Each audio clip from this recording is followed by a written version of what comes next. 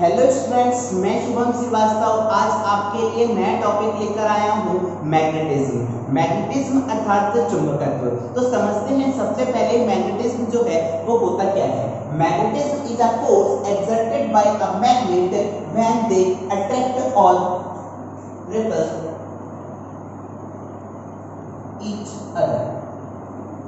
तो अगर हमारे पास एक मैग्नेट है, अगर ये अपने चारों ओर क्या करता है, मैग्नेटिक फील्ड क्रिएट करता है। यहीं पर अगर मैं दूसरे मैग्नेट को इसके पास लाता हूं तो ये क्या करता है, अट्रैक्शन और रिपल्सन फोर्स का क्या करता है, फील करता है। तो इसी चीज को हम क्या बोलते हैं, मैग्नेट की मैग्नेटिज्म बोलते हैं। ठीक है। वहीं पर अगर हम बात करते हैं मैग्नेटिज्म जो होता है वो due to motion of the charges की वजह से होता है।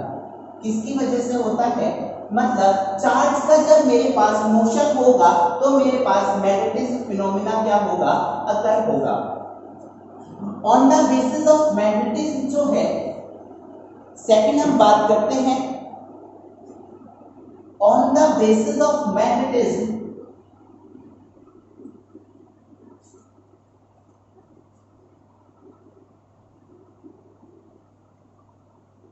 सब्सटेंस को तीन तरीके से क्लासिफाई करा गया है।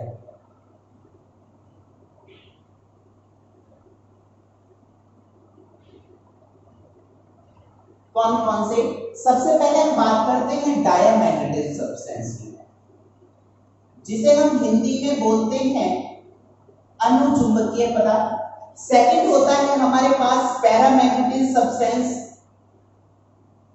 जिसे हम बोलते हैं प्रतिचुंबकीय पदार्थ। थर्ड जो होता है वो होता है आपका फेरोमैग्नेटिक सब्सटेंस, जिसे हम बोलते हैं लोह चुंबकीय पदार्थ। ये आपका पैरा हो गया और ये वाला कौन सा हो गया, आपका अनुचुंबकीय पदार्थ। वहीं पर अगर बात करते हैं डायमैग्नेटिक सब्सटेंस की, तो इसमें क्या होता है, आपके आउटर मोस्ट सेल पर, सब सेल पर हमारे पास क्या होता है, ये पेयर के इलेक्ट्रॉन होते हैं।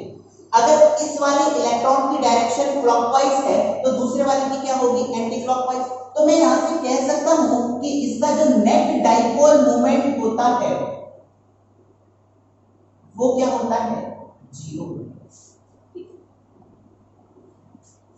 अगर हम डायमैग्नेटिक सब्सटेंस को क्या करते हैं, मैग्नेटिक फील्ड के अंदर रखते हैं, तो ये क्या करता है, मैग्नेटिक फील्ड को क्या कर देता है, रिपेल कर देता है। क्या करता है, रिपेल। ठीक। तो रिपेल जब ये करता है तो हमारे पास क्यों करता है, क्योंकि इसके जो हमारे पास पार्टिकल्स होते हैं तो इनका इंडिविजुअल डाइपोल मोमेंट जो होता है वो अलाइन हो जाता है अपोजिट डायरेक्शन में। जिस डायरेक्शन में अगर आपने राइट डायरेक्शन में मैग्नेटिक फील्ड अप्लाई करी है तो डाइपोल मोमेंट जो होगा वो क्या हो जाएगा, अपोजिट डायरेक्शन में इंक्लाइन हो जाएगा। और यहां पर मैं कह सकता हूं कि diamagnetic substance are weakly repelled by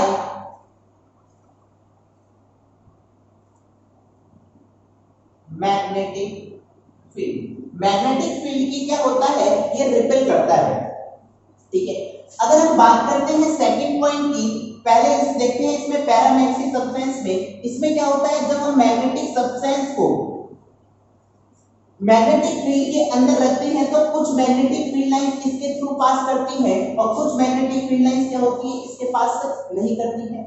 तो इसमें जो हमारे पास प्रत्येक पार्टिकल का नेट मैग्नेटिक मोमेंट जो होता है वो यहाँ पर जीरो नहीं होता है होल वॉल्यूम पे। और यहाँ पर क्या था, आपका नेट मैग्नेटिक मोमेंट क्या था, आपका जीरो था। तो यहाँ पर क्या होता है, आपके कुछ जो आपके पार्टिकल्स होते हैं वो क्या हो जाते हैं, डाइपोल मोमेंट जो होते हैं वो क्या हो जाते हैं, मैग्नेटिक फील्ड की डायरेक्शन में अलाइन हो जाते हैं। पर कुछ पार्टिकल्स क्या रह जाते हैं, वो क्या होते हैं, मैग्नेटिक फील्ड का क्या करते हैं, अपोज करते हैं। जिसकी वजह से ये पूरी मैग्नेटिक फील्ड लाइन इसके थ्रू पास ना करके कुछ क्या हो जाती है, रिपल हो जाती है। तो मैं यहां से कह सकता हूं कि हमारे पास paramagnetic substance are weakly magnetised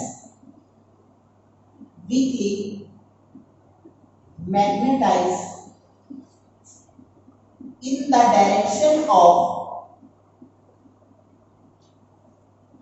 magnetic field। अगर हम छोटे से डोमेन की बात करते हैं तो एक छोटे से डोमेन का जो रेंज होता है वो आपका कितना होता है 1 mm के आसपास होता है। पर अगर मैं छोटे से स्मॉल वॉल्यूम की बात करता हूं तो इसमें स्मॉल वॉल्यूम के लिए हमारे पास नेट मैग्नेटिक मोमेंट तो होता है 0। पर अगर हम होल वॉल्यूम की बात करते हैं तो होल वॉल्यूम के लिए पैरामैग्नेटिक सब्सटेंस के लिए नेट मैग्नेटिक मोमेंट मेरे पास 0 के इक्वल नहीं होता है। वहीं पर अगर हम बात करते हैं फेरोमैग्नेटिक सब्सटेंस को, अगर मैं मैग्नेटिक फील्ड में रखता हूं तो ये क्या होता है कि हमारे पास इसमें सारी के सारी जो हमारे पास इंडिविजुअल पार्टिकल का डाइपोल मोमेंट जो होता है वो अलाइन हो जाता है किसकी डायरेक्शन में, मैग्नेटिक फील्ड की डायरेक्शन में अलाइन हो जाता है। तो मैं यहां से कह सकता हूं कि ferromagnetic substance are strongly magnetized in the direction of magnetic field। अगर हम सेकंड पॉइंट की बात करते हैं डायमैग्नेटिज्म में, तो आपको पता है इसके लिए एक होती है ससेप्टिबिलिटी जिसे हम बोलते हैं संवेदनशीलता, जिसे हम जाई एम जीटा एम से डिनोट करते हैं। ये किसका रेशियो होता है, intensity of magnetization to the intensity of magnetic field. तो आप देख रहे हो यहाँ पर हमारे पास इंटेंसिटी ऑफ मैग्नेटाइजेशन क्या होता है, इंटेंसिटी ऑफ मैग्नेटाइजेशन वो होता है कि हमारे पास कितने number of magnetic field lines उसको मैग्नेटाइज कर रही है। तो हमारे पास यहाँ पर बहुत ही कम मैग्नेटिक फील्ड लाइंस होती है जिसको मैग्नेटिक क्या करती है, मैग्नेटाइज करती है। तो आई की वैल्यू क्या होती है आपकी, बहुत ही स्मॉल होती है। एक्स की वैल्यू क्या है, यहाँ पर इंटेंसिटी है मैग्नेटिक फील्ड की, मैग्नेटिक फील्ड की जो आपने अप्लाई करी है मैग्नेटिक फील्ड की इंटेंसिटी वो। तो यहाँ पर आप इसको कितना भी बढ़ा लो पर ये तो वैल्यू हमारे पास कुछ ना कुछ कम है बहुत। तो यहाँ पर जो हमारे पास जीटा एम की जो वैल्यू आती है वो क्या आती है आपकी लेस देन 1 आती है। वहीं पर अगर हम सेकंड बात करते हैं पैरामैग्नेटिक सब्सटेंस के लिए जो ससेप्टिबिलिटी होती है वो आपकी क्या होती है, ग्रेटर देन 1 होती है, क्योंकि इसमें कुछ ना कुछ मैग्नेटिक फील्ड लाइंस तो पास करेंगी सब्सटेंस के थ्रू। तो हमारे पास इंटेंसिटी ऑफ मैग्नेटाइजेशन की वैल्यू भी कुछ ना कुछ होगी। तो इसकी वैल्यू क्या होती है हमारे पास, ग्रेटर देन 1 होती है। ठीक है। थर्ड हम बात करते हैं कि हमारे पास फेरोमैग्नेटिक सब्सटेंस के लिए जो जाई एम जो जीटा एम होता है, ससेप्टिबिलिटी का मान जो होता है वो क्या होता है, 1 से बहुत ज्यादा। ये आपके ऑब्जेक्टिव क्वेश्चन में डायरेक्ट पूछे जाते हैं। थर्ड हम बात करते हैं कि आपके एग्जांपल की बात करते हैं कि हमारे पास डायमैग्नेटिक सब्सटेंस का क्या एग्जांपल, आपकी कॉपर हो गया, कॉपर क्या है आपका डायमैग्नेटिक सब्सटेंस। बिस्मथ हो गया आपका, ये क्या है आपका डायमैग्नेटिक सब्सटेंस है। एक आपको पता है एयर और वाटर क्या है आपके डायमैग्नेटिक सब्सटेंस के अंदर। अगर पैरामैग्नेटिक सब्सटेंस के एग्जांपल की बात करते हैं तो आपका एल्युमिनियम हो गया, प्लैटिनम हो गया, क्रोमियम हो गया, ये सब आपके किसके अंदर आते हैं, आपके पैरामैग्नेटिक सब्सटेंस के अंदर। और फेरोमैग्नेटिक सब्सटेंस के अंदर आप जो एग्जांपल की बात करते हैं तो आयरन, निकेल और कोबाल्ट क्या होते हैं हमारे पास, स्ट्रांगली मैग्नेटाइज होते हैं, इसीलिए हम क्या बोलते हैं इनको फेरोमैग्नेटिक सब्सटेंस। आज बात करते हैं कुछ, एक होता है आपका क्यूरी टेम्परेचर। क्यूरी टेम्परेचर क्या होता है, जब हम क्या करते हैं टेम्परेचर को किसी सब्सटेंस पर टेम्परेचर को हीट करते हैं, उसका टेम्परेचर बढ़ाते हैं तो वो अपनी मैग्नेटिक प्रॉपर्टी को क्या करने लगता है, खोने लगता है। तो होता क्या है हमारे पास, जब हमारे पास उसकी मैग्नेटिक प्रॉपर्टी सबसे ज्यादा किसके अंदर होगी, फेरोमैग्नेटिक सब्सटेंस में। जब मैं उसको फेरोमैग्नेटिक सब्सटेंस को हीट करूंगा तो मैं कहां तक ला सकता हूं, उसको पैरामैग्नेटिक सब्सटेंस। तो ये फेज का जो ट्रांसफर होता है जो जिस टेम्परेचर पर होता है उसी टेम्परेचर को हम क्या बोलते हैं।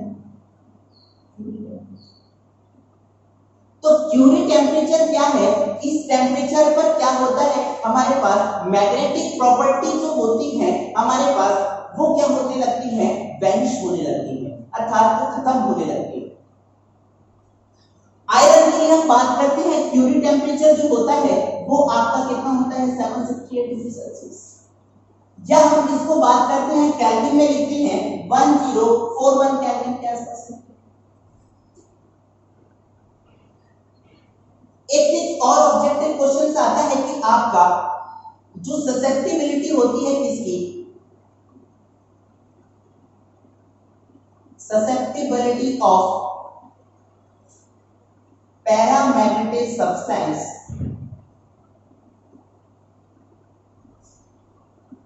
वो क्या होती है, इनवर्सली प्रोपोर्शनल होती है आपके एब्सोल्यूट टेम्परेचर। ये भी आपका ऑब्जेक्टिव क्वेश्चन में एक बार पूछा गया है। नेक्स्ट हम बात कर लेते हैं आपसे कि हमारे पास एक होता है कौन सा, मैग्नेटिज्म, अर्थ मैग्नेटिज्म, जो हम अलग चैप्टर में पढ़ते हैं 11th 12th। बात करते हैं अर्थ मैग्नेटिज्म। तो अर्थ मैग्नेटिज्म से अच्छे अच्छे क्वेश्चंस बनते हैं, यहाँ से ऑब्जेक्टिव क्वेश्चन अच्छे अच्छे अराइज हो जाते हैं, तो ध्यान से सुनिए। अर्थ मैग्नेटिज्म में होता क्या है, मेरे पास सबसे पहले ये किस पर वर्क करता है, ये किसकी वजह से होता है, ड्यू टू डायनामो इफेक्ट। अर्थ की डायनामो इफेक्ट की वजह से हमारे पास अर्थ मैग्नेटिज्म होता है। अगर हम बात करते हैं, ये है मेरे पास अर्थ, मैं क्या करता हूं, ये है इसका नॉर्थ पोल, ये हो गया इसका साउथ पोल, जो ये हो गया इसका इक्वेटर, जो इसके इक्वेटर के वर्टिकल होगा इसको मैंने कहा है ये क्या है, आपकी जियोग्राफिकल लाइन, भौगोलिक क्या में उत्तर भी बोलते हैं इसे। अगर हम अर्थ के अंदर एक मैग्नेटिक सब्सटेंस को लाके रखते हैं, मैग्नेटिक नीडल को मैंने लाके रखा है, तो वो होता क्या है, ये एक इमेजिनरी मैग्नेटिक नीडल है। अगर मैं इसको लाके रखता हूं, यहाँ पर क्या है आपका, ऊपर क्या होता है नॉर्थ, तो यहाँ पर क्या आएगा आपका साउथ, और ये क्या आएगा आपका नॉर्थ। तो जो मैग्नेटिक फील्ड लाइंस की जो डायरेक्शन होती है वो हमारे पास ज्योग्राफिकल प्लेन के साथ कोइंसाइड ना करके कुछ एंगल पर क्या होती है, इंक्लाइन होती है, और इसी एंगल को हम कितना होता है, ये आपका 11.3 डिग्री, और इसी को हम क्या बोलते हैं, एंगल ऑफ डिक्लिनेशन, जिसे हम बोलते हैं दिक्पात का कोण।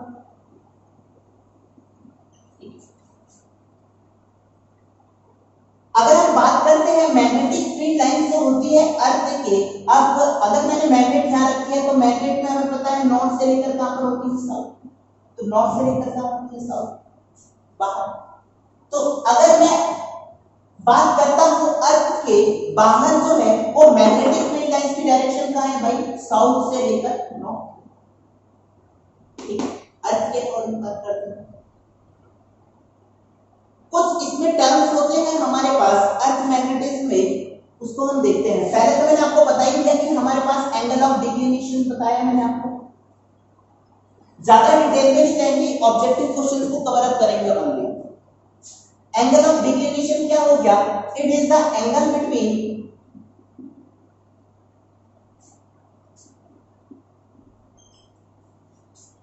Geographical line and magnetic lines के बीच में जो एंगल बन रहा है उसे हम क्या बोलते हैं, दिक्पात का कोण, इसको फाई से डिनोट करते हैं। सेकंड टर्म होता है आपका जिसे हम बोलते हैं एंगल ऑफ डिप, इसको या हम मैग्नेटिक डिप भी बोलते हैं, इसको हिंदी में हम बोलते हैं नति कोण या नमन कोण बोलते हैं। ठीक है, तो इसमें होता क्या है, जब आपका एक है प्लेन कौन सा, जियोग्राफिकल प्लेन, और एक प्लेन कौन सा है आपका मैग्नेटिक प्लेन, तो इन दोनों के बीच में जस्ट लाइक बुक, तो बुक के बीच में अगर मैं बुक को ओपन करूंगा तो हमारे पास ये वाला एंगल कौन सा है, हमारे पास एंगल ऑफ डिक्लिनेशन, जिसे हम बोलते हैं फाई। ये है आपका मैग्नेटिक प्लेन। तो मैग्नेटिक प्लेन में हमारे पास जो मैग्नेटिक नीडल होगा वो कुछ ऐसे करके होगा। तो मैग्नेटिक फील्ड लाइन की डायरेक्शन कहाँ है, मेरे पास ये है कुछ, मैंने कहा ये ऊपर है साउथ, ये नॉर्थ। तो मैग्नेटिक फील्ड लाइन की डायरेक्शन मैंने कुछ ऐसे अप्लाई करी। तो यहां से जो मेरे पास मैग्नेटिक फील्ड लाइन का हॉरिजॉन्टल कंपोनेंट बनेगा वो कितना मानना है, मैंने कहा थीटा एंगल पर ये कुछ बन रहा है BH, और वर्टिकल कंपोनेंट कितना बनता है B। तो हॉरिजॉन्टल कंपोनेंट, तो एंगल ऑफ D क्या है आपका, हॉरिजॉन्टल कंपोनेंट यहां से लिख देता हूं मैं पहले, BH बराबर क्या हो गया आपका B cos थीटा, और वर्टिकल कंपोनेंट कितना हो गया आपका B sin थीटा। तो आपका एंगल ऑफ डिप है क्या, तो horizontal component of magnetic field और मैग्नेटिक लाइन के बीच में जो एंगल बन रहा है वो क्या हो गया मेरे पास, एंगल ऑफ डिप हो गया। मतलब आपका हॉरिजॉन्टल कंपोनेंट जो है वो कितना एंगल क्या है, झुका हुआ है मैग्नेटिक फील्ड लाइन से, वो क्या होता है आपका एंगल ऑफ डिप। तो मैं यहां पर लिखूंगा it is the angle between horizontal component of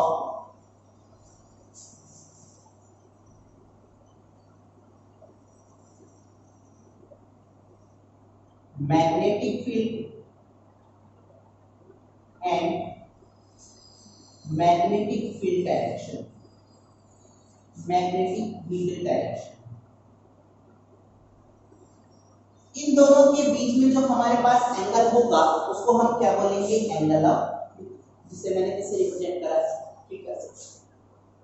तो यहां से हमारे पास BH बराबर निकलकर आया आपका क्या, BH बराबर B cos थीटा, और B वर्टिकल जो आया है वो कितना निकलकर आया है, B sin थीटा। अब मैं क्या कर रहा हूं, इन दोनों इक्वेशन का क्या कर रहा हूं, स्क्वायर कर रहा हूं दोनों साइड।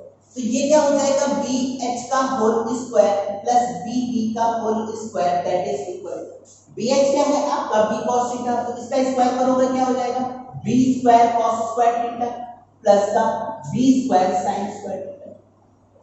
तो यहां से BH स्क्वायर प्लस का BB square that is equal to B square cos square theta plus sin square theta, वो क्या हो जाएगा आपके पास 1। तो यहां से B बराबर क्या आ गया आपके पास, BH स्क्वायर प्लस का BB स्क्वायर। यहां से एकदम ऑब्जेक्टिव क्वेश्चन पूछा जाता है, हॉरिजॉन्टल कंपोनेंट दे देता है, कह देता है कि हॉरिजॉन्टल कंपोनेंट आपका 3 है, वर्टिकल कंपोनेंट 4 है, तो आप मैग्नेटिक फील्ड का मैग्नीट्यूड बता दो कितना हो जाएगा, 5 हो जाएगा।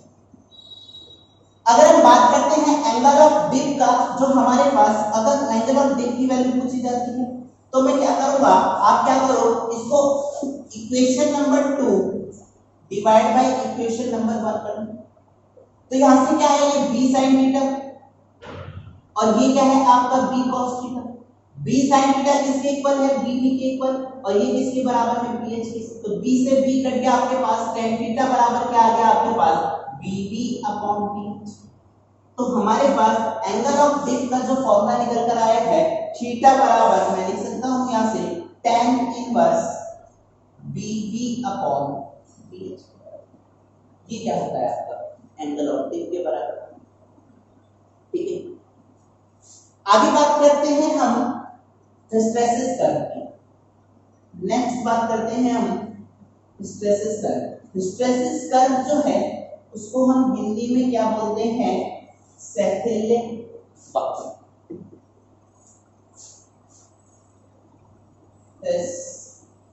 हिस्टैरिसीस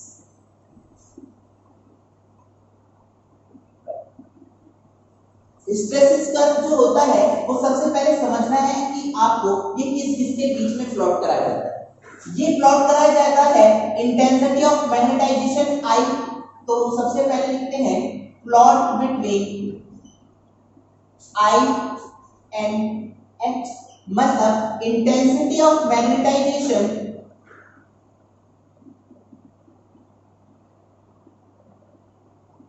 और intensity of magnetic field,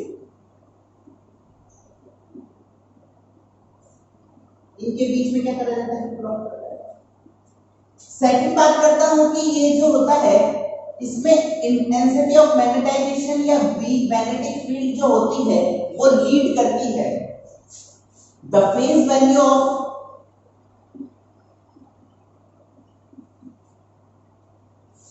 magnetic field lead 90 degree किसके रेस्पेक्ट में, with respect to intensity of magnetic field. Third बात करते हैं, ये ड्रॉ करा जाता है, ड्रॉ ओनली फॉर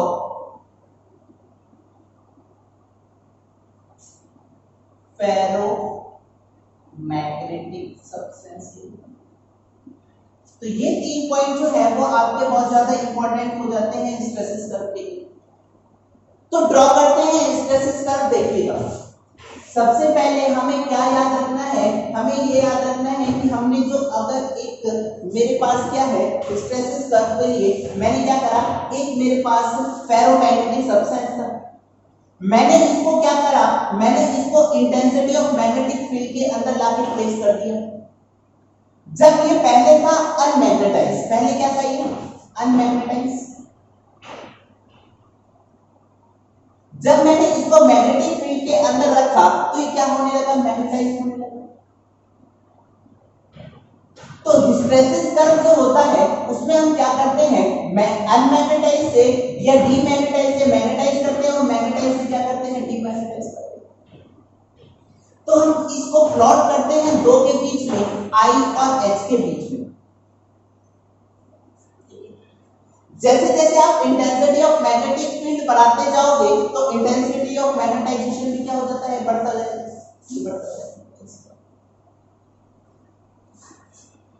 कुछ समय बाद हमारे पास जब सारे डाइपोल मूवमेंट जो होंगे वो क्या हो जाएंगे, अलाइन हो जाएंगे, किसकी डायरेक्शन में, मैग्नेटिक फील्ड की डायरेक्शन में। जब सारी मेरे पास डाइपोल मूवमेंट जो है वो अलाइन हो चुके हैं मैग्नेटिक फील्ड की डायरेक्शन में, तो आप इंटेंसिटी ऑफ मैग्नेटिक फील्ड बढ़ाते जाओ तो उससे कुछ इफेक्ट आएगा नहीं। तो जब हमारे पास सारे के सारे डाइपोल मूवमेंट क्या हो जाएंगे, अलाइन हो जाएंगे मैग्नेटिक फील्ड की डायरेक्शन में, तो एक पॉइंट आएगा जिसे हम बोलते हैं सैचुरेशन। इसको हम बोलते हैं संतृप्त।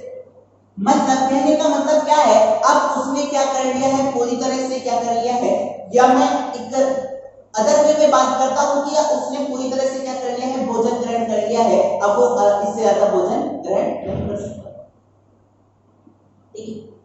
अब हम क्या करने लगते हैं कि इसके अंदर जो हमने मैग्नेटिक फील्ड की इंटेंसिटी लगा रहे हैं वो क्या कर रहे हैं, उसको घटाते हैं। जब हम घटाते हैं तो हमारे पास कुछ ऐसे करके ग्राफ प्लॉट होता है। जब हम इसको प्लॉट करते हैं, जब हम पीछे की तरफ जाते हैं तो इंटेंसिटी ऑफ मैग्नेटाइजेशन क्या है, मेरे पास घटने लगता है। एक ऐसा पॉइंट आता है जहां पर हमारे पास इंटेंसिटी ऑफ मैग्नेटिक फील्ड जो होती है वो क्या हो जाती है, H की वैल्यू 0 हो जाती है, पर I की वैल्यू क्या रहती है, कुछ ना कुछ हमारे पास प्रेजेंट है। मतलब कहने का मतलब क्या है, अगर मैंने इंटेंसिटी ऑफ मैग्नेटिक फील्ड जो है वो घटाने लगा, पर हमारे पास सारे मैग्नेटिक फील्ड लाइंस क्या है, ऐसे तो नहीं होंगे, सारे के सारे क्या हो जाएंगे, अपोजिट हो जाएंगे। कुछ क्या रहते हैं, उसी डायरेक्शन में क्या रहते हैं, अलाइन रहते हैं। इसी की वजह से इंटेंसिटी ऑफ मैग्नेटाइजेशन की कुछ वैल्यू आती है, और इसी को हम क्या बोलते हैं, इसी को हम बोलते हैं रेंटेंटिविटी। क्या बोलते हैं, रेंटेंटिविटी। इसको बोलते हैं हम धारण। हमने और इंटेंसिटी ऑफ मैग्नेटाइजेशन क्या करा, हमने बात इंटेंसिटी ऑफ मैग्नेटिक फील्ड घटाते गए तो यहाँ पर क्या होने लगा, आपका I0। जब हमारे पास I0 हो जाएगा तो ये जो मैग्नीट्यूड होता है H का, उसको हम क्या बोलते हैं, कोर्सिविटी। क्या बोलते हैं, कोर्सिविटी। हिंदी में हम इसको बोलते हैं निग्राहिता। क्या बोलते हैं, निग्राहिता। फिर हम क्या करते हैं, इंटेंसिटी ऑफ मैग्नेटिक फील्ड फिर क्या हो जाता है, सैचुरेटेड हो जाता है, सारे के सारे क्या हो जाते हैं, इसी डायरेक्शन में अलाइन हो जाते हैं, अपोजिट डायरेक्शन। उसके बाद क्या करते हैं, फिर हमने magnetic intensity of magnetic field बढ़ाते गए कुछ इस तरह। तो ये जो वक्र आता है, ये जो कर्व निकल कर आता है, इसी को हम क्या बोलते हैं, हिस्टैरिसीस कर्व। क्या बोलते हैं, हिस्टैरिसीस कर्व। हिस्टैरिसीस कर्व जो है, एक बात और समझ लो, हिस्टैरिसीस कर्व जो है वो आपके लिए किसके लिए ड्रॉ करा जाएगा, ओनली फेरोमैग्नेटिक सब्सटेंस के।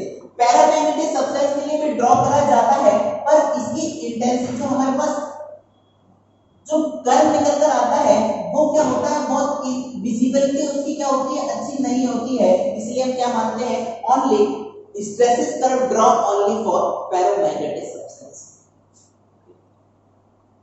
एक क्वेश्चन पूछा जाता है कि हमारे पास रेटेंटिविटी होती है, जिसे हम बोलते हैं धारणशीलता जो होती है, वो स्टील की ज्यादा होती है, आयरन की ज्यादा होती है, सॉफ्ट आयरन। देखते हैं किसकी ज्यादा। सबसे पहले मैं यहाँ पर ड्रॉ कर रहा हूं हिस्टैरिसीस कर्व फॉर, मैंने हिस्टैरिसीस कर्व ड्रॉ करा है किसके लिए, सबसे पहले मैं ड्रॉ कर रहा हूं आयरन के लिए। अगर मैं आयरन के लिए ड्रॉ करता हूं तो ये कुछ ऐसे करके आता है, वहीं पर अगर मैं ड्रॉ करता हूं किसके लिए, ये मैंने किसके लिए ड्रॉ करा है, आयरन के लिए, सॉफ्ट आयरन। सेकेंड हम ड्रॉ कर रहे हैं किसके लिए, स्टील के लिए।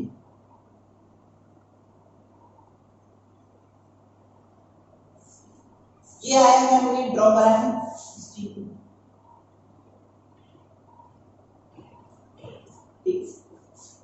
बात करते हैं रेटेंटिविटी जो होती है, वो देखो आप किसकी ज्यादा है। रेटेंटिविटी क्या है, मैग्नीट्यूड है इंटेंसिटी ऑफ मैग्नेटाइजेशन का, किसकी ज्यादा है, सॉफ्ट आयरन। और स्टील के लिए क्या है, आपकी इतनी सी। तो मैं यहां से कह सकता हूं retentivity is higher for soft iron than. जब हम सेम मैग्नेटिक फील्ड के अंदर रखते हैं और तो हमारे पास रेटेंटिविटी किसकी ज्यादा है, सॉफ्ट आयरन। पर हमारे पास कोर्सिविटी जो है, जो आपकी निगरानिता है, वो किसके लिए ज्यादा है, हमारे पास स्टील। ये ऑब्जेक्टिव क्वेश्चन आपका अराइज हो जाता है। तो आप लोग कितना नोट डाउन करिए। आगे डिस्कस करते हैं conversion of galvanometer to ammeter. अगर मेरे पास गैल्वेनोमीटर को एमीटर में बदलना है तो हमें क्या करना पड़ेगा। सपोज दैट ये है मेरे पास गैल्वेनोमीटर, हम क्या करते हैं, गैल्वेनोमीटर को एमीटर में बदलने के लिए क्या करते हैं, एक शंट रेजिस्टेंस लाते हैं। क्या बोलते हैं, शंट रेजिस्टेंस लाते हैं और उसको क्या करते हैं, पैरेलली क्या कर देते हैं, गैल्वेनोमीटर के साथ क्या करते हैं, अटैच कर देते हैं। तो मैं यहां से कह सकता हूं attach parallel resistance to galvanometer. अगर यहां पर इस पूरे सर्किट में आई करंट फ्लो कर रही है तो मैंने कहा गैल्वेनोमीटर के अंदर कितनी जा रही है, आई जी। तो इसके अंदर कितनी जाएगी आपकी, आई माइनस का आई जी के बराबर। शंट रेजिस्टेंस का मान है एस। आपको पता है कि हमारे पास जब हमारे पास पैरेलल कॉम्बिनेशन होता है तो पैरेलल कॉम्बिनेशन में क्या होता है, हमारे पास वोल्टेज क्या होते हैं, समान होते हैं। तो वोल्टेज मेरे पास समान है, तो वोल्टेज समान है यानी कि मैं कह सकता हूं कि यहां पर जितना वोल्टेज ड्रॉप हुआ है इतना ही वोल्टेज यहां पर ड्रॉप होगा। तो voltage drop at 1 that is equal, मतलब voltage drop in galvanometer that is equal to voltage drop in shunt resistance. तो आपको पता है V बराबर क्या होता है, I इंटू आर। तो ये कितना हो गया, IG इंटू जी। शंट रेजिस्टेंस कितना हो जाएगा आपका, I माइनस का IG इंटू आर। आर किसके बराबर है, S के बराबर। तो शंट रेजिस्टेंस की वैल्यू पूछते हैं आपसे, IG into G upon I minus का IG। ये क्या हो जाता है आपका कन्वर्जन ऑफ गैल्वेनोमीटर से एमीटर। वहीं पर अगर मुझे एमीटर में ना बदलना होता, मुझे यहाँ पर क्या बदलना होता, इसे वोल्टमीटर में। क्या बदलना होता? वोल्टमीटर। वोल्टमीटर के बदलने के लिए हम क्या करते हैं? अटैच करते हैं एक सीरीज में रेजिस्टेंस, क्या करते हैं?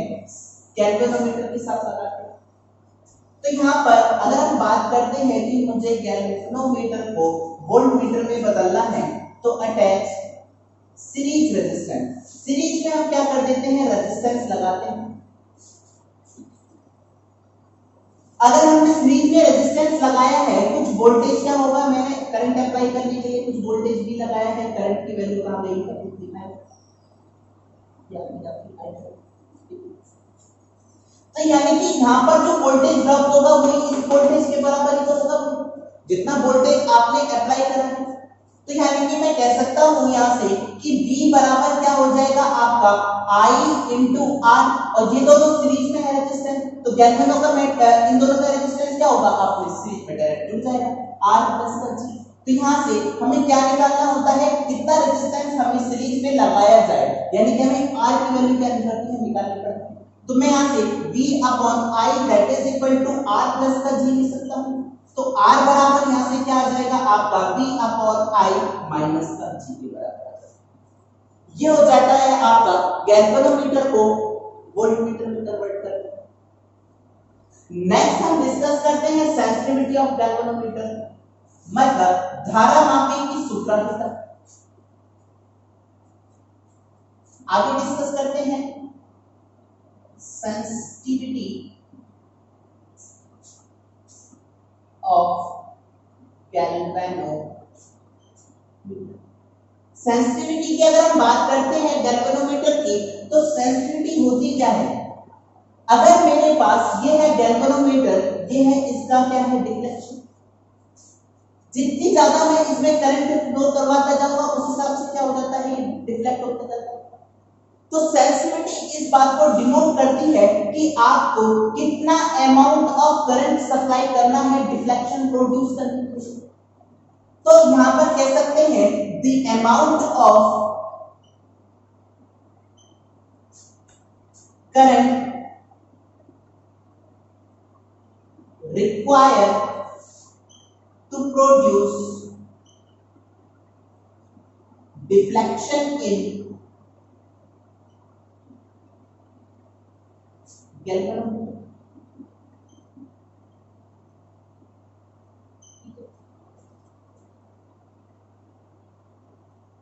धारा मापी की सूत्रहीनता। आपको पता है कि हमारे पास सेंसिटिविटी जो होती है, सेंसिटिविटी जो होती है वो किस बात पर डिपेंड करती है? ये पूछते हैं ऑब्जेक्टिव क्वेश्चन में डायरेक्ट। इसमें क्या होता है? सेंसिटिविटी क्या होती है? ये डिपेंड करती है आपके नंबर ऑफ कॉइल पर। n क्या डिपेंड करता है यहाँ पर? नंबर ऑफ कॉइल को। A डिपेंड करता है, A यहाँ पर रिप्रेजेंट करता है एरिया ऑफ द कॉइल, मतलब कॉइल का कितना एरिया है। B रिप्रेजेंट करता है यहाँ पर मैग्नेटिक फील्ड, मतलब आपने कितनी मैग्नेटिक फील्ड क्या करी है? उस पर प्रोड्यूस करी या अप्लाई करी। C यहाँ पर C रिप्रेजेंट करता है, यहाँ पर C रिप्रेजेंट करता है ट्विस्टिंग को। इसको रिप्रेजेंट करता है ट्विस्टिंग को। मतलब कहने का मतलब क्या है? सेंसिटिविटी ऑफ गैल्वेनोमीटर, अगर आप नंबर ऑफ कॉइल बढ़ाओगे तो बढ़ेगी, एरिया ऑफ द कॉइल बढ़ाओगे तो भी बढ़ेगी, और B भी बढ़ाओगे तो भी बढ़ेगी। पर C के बढ़ाने पर हमारे पास ट्विस्टिंग बढ़ाने पर, मतलब इसको हम बोलते हैं एटम। क्या बोलते हैं? एटम। अगर हम C बढ़ाते हैं तो सेंसिटिविटी क्या हो जाती है? आपकी कम हो जाती है। मतलब कहने का मतलब क्या है? अगर आप कॉइल को कॉइल में ट्विस्टिंग ज्यादा कर दोगे सेम लेंथ के लिए, तो ये क्या हो जाएगा? इजीली सेंस कर पाएगा? नहीं कर पाएगा। नॉर्मली अगर हम बात करते हैं, एक स्प्रिंग के इक्विवेलेंट मानते हैं इसे, और मैंने इसको क्या कर लिया? ज्यादा कंप्रेस कर लिया, सेम इसको, मतलब नंबर ऑफ टर्म जो है सेम लेंथ के लिए ज्यादा ले लिए हैं, तो इसकी सेंसिटिविटी क्या हो जाएगी? ऑटोमेटिक कम हो जाएगी। इसी को हम बोलते हैं सेंसिटिविटी, मतलब ट्विस्टिंग बढ़ाने पर या एक्शन बढ़ाने पर सेंसिटिविटी ऑफ गैल्वेनोमीटर अर्थात धारा मापी की सूत्रहीनता जो है वो आपकी क्या हो जाती है? कम हो जाती है। ठीक है। आगे डिस्कस करते हैं हम, अगर मैं एक मैग्नेट को क्या करता हूं, मैग्नेटिक फील्ड के अंदर लगा देता हूं, मैग्नेटिक फील्ड के अंदर फ्रीली सस्पेंडेड करता हूं, तो ये क्या करने लगता है, ऑस्किलेट करने लगता है। और ये ऑस्किलेट करेगा तो इसका कुछ ना कुछ टाइम पीरियड भी होगा। तो मैं यहां से कह सकता हूं कि time period of A oscillating magnet वो किसके बराबर होता है, आपका t बराबर होता है 2 pi under root I upon m into B. I represent करता है यहाँ पर, I रिप्रेजेंट करता है आपका मोमेंट ऑफ इनर्शिया को, m रिप्रेजेंट करता है यहाँ पर मैग्नेटिक मोमेंट को, और bh रिप्रेजेंट करता है यहाँ पर horizontal component of magnetic field.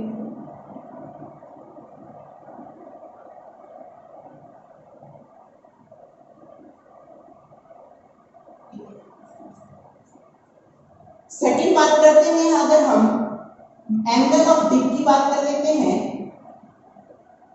ये आपके ऑब्जेक्टिव क्वेश्चन में पूछा जाता है, इक्वेटर पर एंगल ऑफ डिप जो होता है वो क्या होता है, 0 डिग्री होता है, और पोल पर जो होता है वो क्या होता है, 90 डिग्री होता है।